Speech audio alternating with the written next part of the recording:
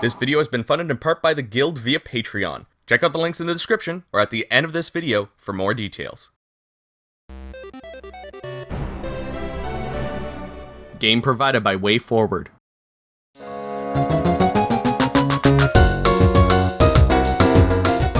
Hello everyone, my name is Gildart and welcome to another Pros vs. Cons mini review. There have been a few games and series that I fell in love with the very moment I hit start. Spyro, Legend of Dragoon, Final Fantasy X.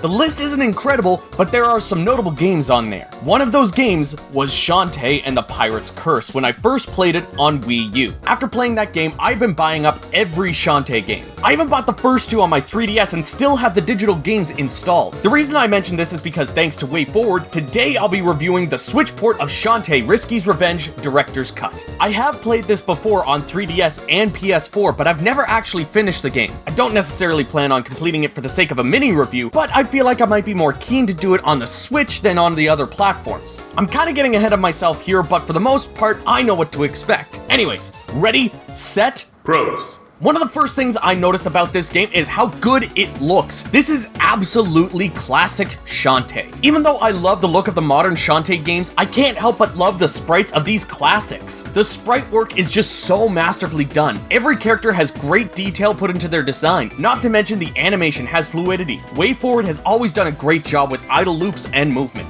Shantae controls like a charm, jumping and attacking all feel great. You can't find a game that controls any better in my opinion. Anytime I get hit or die, I know it's my fault. There are ways for you to upgrade your moveset as well as different items you can use to deal damage or heal yourself. No matter what situation you find yourself in, Shantae has the tools to take care of it. What I like so much about this Shantae game over most others is the open map on this really makes it fit into the Metroidvania genre. Modern Shantae games tend to have stages that you will come back to every now and then as you gain new skills and items, but Shantae Risky's Revenge is that good old-fashioned Metroidvania style where the whole map is connected. But don't worry, traveling from one place to another isn't a chore like in some games. There are various fast travel locations that will zap you to somewhere else on the map. One thing that every Shantae game does really well is the enemies and bosses. Each one feels unique, not only in how they act, but also in the area you find them. One feature of great Metroidvania games is having a variety of environments that feel like unique individual stages, even though they're all connected. Shantae does that not only in its stage design, but also in its enemies. If you're also not very familiar with the first Shantae game on Game Boy Color, you won't know the pain that many people had to go through with that game. First off, Shantae only walks. She does not run, but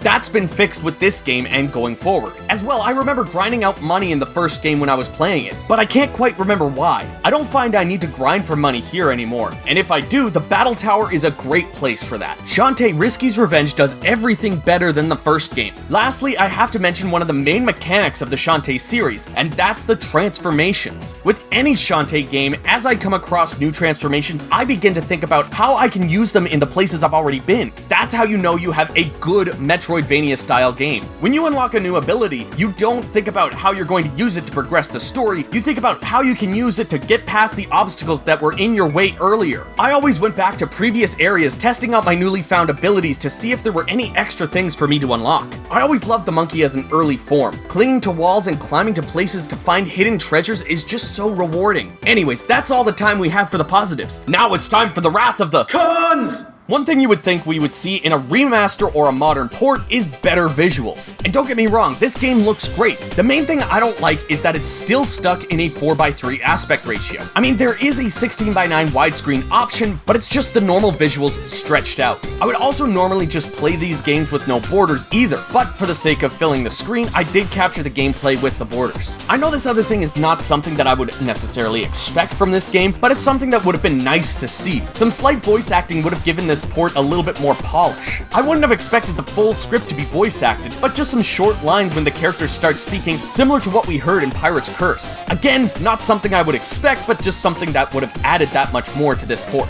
If I can also mention something that I wouldn't expect to be changed, it would be the character portraits. I've gotten used to the new character portraits from Pirate's Curse and onward. Some portraits haven't aged as well as others, Shantae's being one of them. And it may not be bad, but they just don't have that quality of the newer titles. These are all little polishing points rather than true cons of the game. I just really like it when a developer takes things from the newer titles and applies them to the older ones when they re-release them. So what do I dislike about this game? Well, I can definitely mention some of the enemy placement and attack patterns. This mostly has to do with their placements more than anything, because there are moments in platforming where you find yourself trying to jump to a very small platform with an enemy situated on it.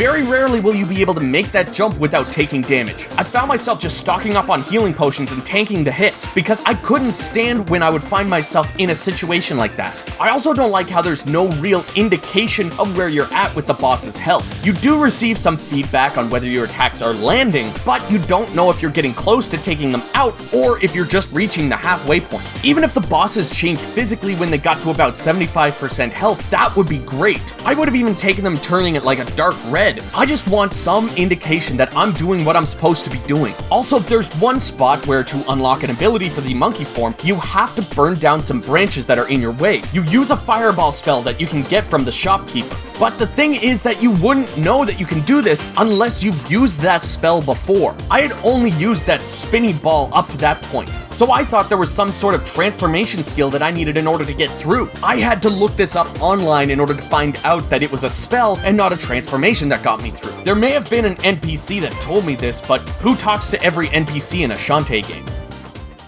Overall, Shantae Risky's Revenge is a great game. It's always hard to say whether a title is one of the best or worst in the Shantae series because they're all just a whole lot of fun. But Shantae Risky's Revenge is a classic. It has all of the mechanics and style of Shantae that I can't get enough of. But with this release, they could have done a little bit more. As much as I would have loved to have some voice acting or updated portraits, the big thing that I wanted was a 16:9 aspect ratio that doesn't stretch out the image. In the end, this is just a port of the same game on PS4, which also doesn't have any voice acting, updated portraits, or 16:9. So if you already have that, the only reason you'd want to pick up this game on the Switch is if you want to take the game on the go. But if you haven't already played Risky's Revenge, or you played it on the DS back in the day, now is the time to grab it on the Switch. And that's why Shantae Risky's Revenge Director's Cut gets a thumbs up from me. I will definitely be taking this game on the go with me. As much as I'd love to unlock the trophies or achievements, it's just such a great game that the lack of those doesn't really hold me back from wanting to play more. And with this being the first review of Shantae, you can expect more from the series in the future. Anyways, everyone, thank you so much for watching my review of Shantae Risky's Revenge on Switch. If you enjoyed the video, give it a like and subscribe for more. You should also comment below with your favorite Shantae game. If you'd like to help support the channel and what I do here, you can join the Guild via Patreon, just like these awesome people that you're seeing on screen right now. You can join them at the end of every single video for just $1 a month. There's other rewards and other tiers as well, so check out the links that you see on screen, and I will see you all